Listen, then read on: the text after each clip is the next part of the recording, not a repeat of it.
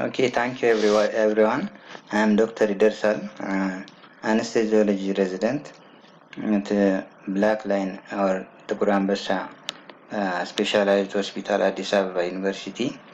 So for today we will see about extubation management. So when it comes to introduction, extubation refers to removal of the endotracheal tube. This is the final step in liberating a patient from mechanical ventilation. Issues that need to be considered prior to extubation and in the extubation process itself and management after extubation will be discussed. Prior to extubation, at the end of a weaning process, we will see about weaning and the other lesson. So at the end of weaning process, it will be apparent that the patient no longer requires mechanical ventilation to maintain sufficient ventilation and oxygenation. However, extubation should not be ordered until it has been determined that the patient is able to protect the airway and able to cough, and all the underlying problems has to be resolved with the patient. For example, hemodynamic status has to be good. The patient must be not on pressure or low dose pressure. If the patient has fever, it has to be resolved or resolving, and the organs like serum electrolytes and renal function test, all these things has to be resolving. When it comes to airway protection is the ability to guard against aspiration during spontaneous breathing. So it requires sufficient cough strength and adequate level of consciousness, each of which should be assessed prior to extubation. So before extubation, we have to assess the airway protection of the patient, whether the patient can protect his airway through via coughing and gagging and so on. The amount of secretion should be also assessed, and especially if the amount of secretion is greater than 2.5 ml per hour, or if it needs for more than every 2 to 3 hours. So this is one of the failure of extubation. Extubation failure was more likely among patients who were unable to cough on command or who had a peak expiratory flow rate during a cough of less than 35 liters per minute. So peak expiratory flow rate can be assessed by seeing on the ventilator. So if it is less than 35, in some say less than 60, it has a failure rate. Several methods have been described that can be used in intubated patients to help determine whether the cough strength is sufficient to clear secretions following extubation. There are two methods that require cooperative patients. So a spirometer is inserted on the ventricular circuit and the patient is asked to cough. Then the peak expiratory flow during cough is measured. So when the peak expiratory flow if it is less than 60 liter per minute, it has a 5 times more chance of extubation failure or reintubation. The ET tube is detached. The other way for determining the incooperative patient is detach the ET tube and attach the index card or a card, and it has approximately 1 centimeter from the proximal end of the ET tube. So then the patient is then asked to cough, or the patient is then instructed to cough. A patient who is unable to moisten the card with 3 to 4 coughs and is 3 times more chance of reintubation or more chance of failure. So this is another way. The importance of level of consciousness. Level of consciousness is very important for the successful extubation. Those patients with GCS less than 8 in our setup, for example, we didn't extubate such patients. So for extubation, the GCS has to be more than 8. More than 8. Inability to complete 4 commands, especially when you ask the patient to open the eye, when you ask the patient to protrude his tongue, to grasp your hand by his fingers or follow object with the eyes. If this for importantly, that means opening the eye when it is asked or ordered, stick out the tongue or protrude the tongue, grasp hand, follow object with eyes, was assessed. Okay, sorry for the interruption. So, inability to complete full command, eye opening, follow object with the eye, grasp hand and stick out the tongue was associated with increased risk of extubation failure.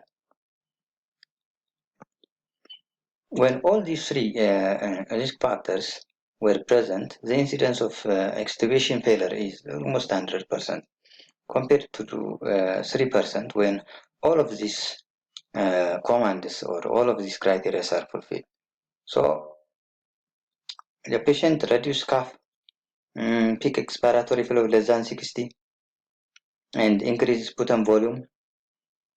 And by the way, we can assess this quantified or we can assess based on the frequency of need of suctioning. The other is impaired neurologic function. So if these are absent, then almost 100% the patient will have extubation failure. If all of these are not there, or the patient can cough adequately, peak expiratory flow is like greater than 60, increased sputum decreased sputum or less frequency of suctioning, impaired neurologic function is corrected or GCS is improved, so the patient risk of reintubation will be like less than 3%. Universally accepted threshold levels of calf strength, level of consciousness, and suctioning suctioning frequencies that prohibit extubation have not been established. For many patients, it seems reasonable that delaying extubation if the calf strength is weak or GCS is less than 8, and suctioning is required more than 2 to 3 every 2 to 3 hours. So this is that most commonly we do in our setup also. However, the final decision to delay or proceed with extubation should be made on case-by-case basis, since the delaying extubation is also associated with adverse outcome like ventilator-associated pneumonia, increased length of stay, also the other complications. So, when we assess also airway patency, complications related to ET tube can affect airway patency and may not be detectable until after extubation. So testing for a cuff leak prior to extubation is mandatory. So this is the most common method used to determine whether the airway patency may be decreased or not. Well, there are different risk factors for post-extubation laryngeal edema. Such as like prolonged intubation for more than 2 to 6 days or 36 hours, more than 36 hours, age greater than 80, large endotracheal tube, like especially in adult men, a greater than 8, adult women greater than 7, rate of ET tube to laryngeal diameter greater than 45%. Remember, we have to also do the ratio of ET tube to the laryngeal diameter. So, for example, if the patient's ET tube is 6, the laryngeal diameter is like like 1 millimeter, so or 2 millimeter or 3 millimeter. So you can do the ratio and you can calculate. This is just an example. So a small ratio of patient height to the endotracheal tube diameter. That means if the endotracheal diameter is almost comparable with the patient height. For example, if the patient is the height is 1.6 meter or over the effective diameter, so you have to also assess that. Now there is an elevated Apache score. As we know, Apache score is approach to critical ill patients. As you, if you remember or if you saw my video, And there is also a topic that we discussed about the approach to critical ill ICU or ICU patients. You can go to Google or YouTube and you can see on that.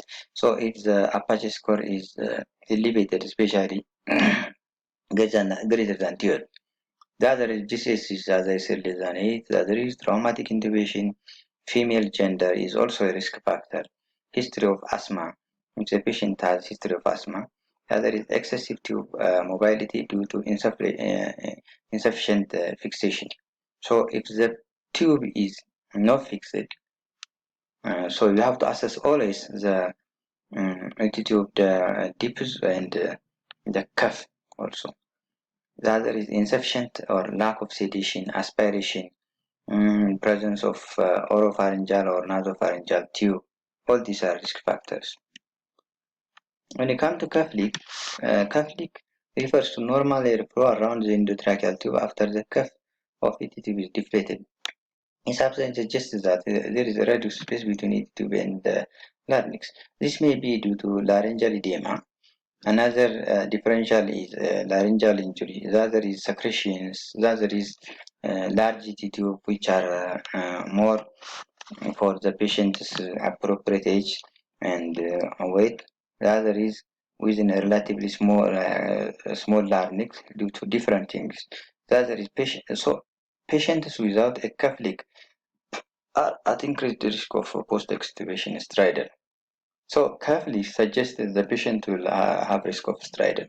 So we can assess cuff leak quantitatively and qualitatively. Qualitative assessment is performed just by deflating the cuff and then listening for the air movement around each tube using a stethoscope placed over the upper trachea. So quantitative assessment is performed by deflating the AT tube and measuring the difference between inspired and expired tidal volumes and their difference. So if their difference mm, mm, normally for the lowest three expired tidal volumes are used and calculated their mean over 6 breaths. So and also subtract from the inspired tidal volume to give the cuff leak volume. So if the cuff leak volume is less than 110, or if it is less than 12 to 24% of the delivered tidal volume, if you give the delivered fixed tidal volume, so this has been suggested that there is a chance of every stridor or absence of cuff leak test. Simultaneous assessment of both cuff and cuff leak may provide a predictive of post-extubation stridor. So after the cuff leak is deflated, the cuff is deflated, AT tube is occluded and the patient is instructed to cough. The absence of breath when occluding the AT tube of both an audible cough, absence of this audible cough and cough leak indicates that this is 18 times more likely to develop post-extubation stridor. The absence of cuff leak alone is an imperfect predictor and is poor predictor. So the cuff leak predicts post-extubation stridor. Okay, so with a low sensitivity and with high specificity, this wide range likely reflect the variability in patient population and have the cuff leak was measured and what was considered and acceptable cuff leak.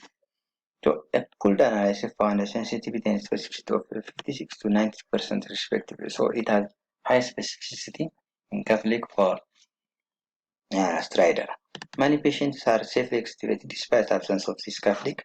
So generally speaking, it is reasonable to proceed with extubation if a cuff leak exists, but to delay extubation if a cuff leak is reduced or there are risk factors for laryngeal edema. So especially in those patients who have like prolonged prolonged intubated patients. Extubation should be considered on the individual basis in patients who have an absence cuff leak. So, but no risk factor for laryngeal edema. If the patient is all the underlying problems are resolved and fulfill the criteria, otherwise appears ready for extubation. So, in this type of patients, laryngeal ultrasonography is a simple and rapid and non-invasive way to evaluate the width of laryngeal air